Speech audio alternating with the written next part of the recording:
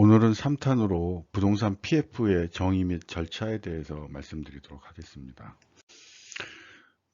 제가 앞서도 말씀드렸지만 이제 레버리지, 대출을 일으키는 금융의 세 가지 요소가 있다고 그랬죠. 기초자산, 현금흐름, 신용보강. 그래서 기초자산은 담보가 뭔지, 현금흐름은 어떻게 상환하고 이자는 어떻게 낼 건지, 신용보강은 이걸 어떻게 보증할 건지, 이 세 가지 요소가 없는 금융은 일어나지 않는다고 그랬습니다. 부동산 PF도 금융이기 때문에 이 세 가지가 있습니다.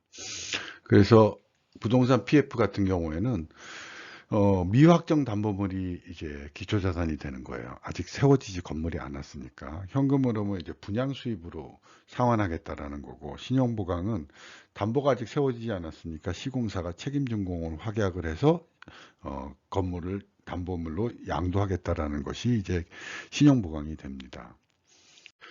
그래서 부동산 PF의 정의는 나대지에 여기에 금융기관에서 PF 대출을 일으켜주면 여기에 건물이 생겨납니다. 이 건물을 아직 세워지지 않았으니까 대출이 일어났을 때는 미확정 담보물이라고 얘기를 하게 되죠.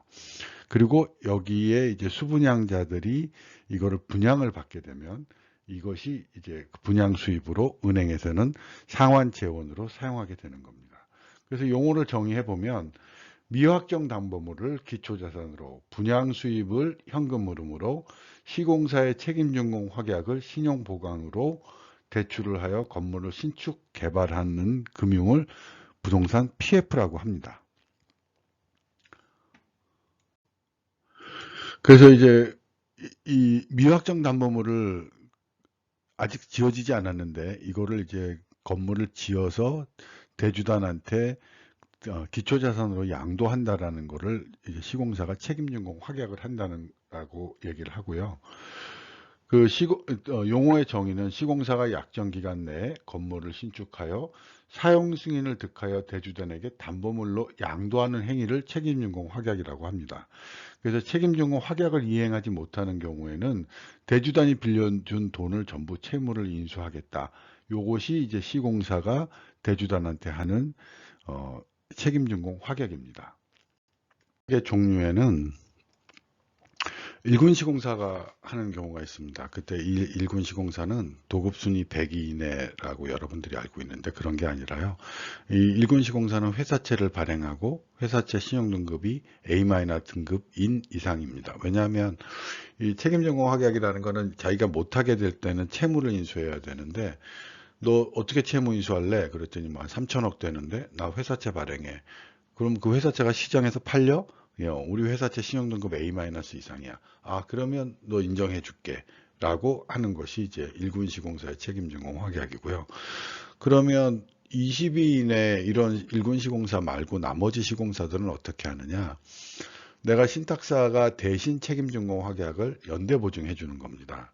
그래서 이제 만일 이 시공사가 책임전공 확약을 못하게 되면 신탁사 내가 너네들의 대주단에 대출해 준 거를 책임져 줄게.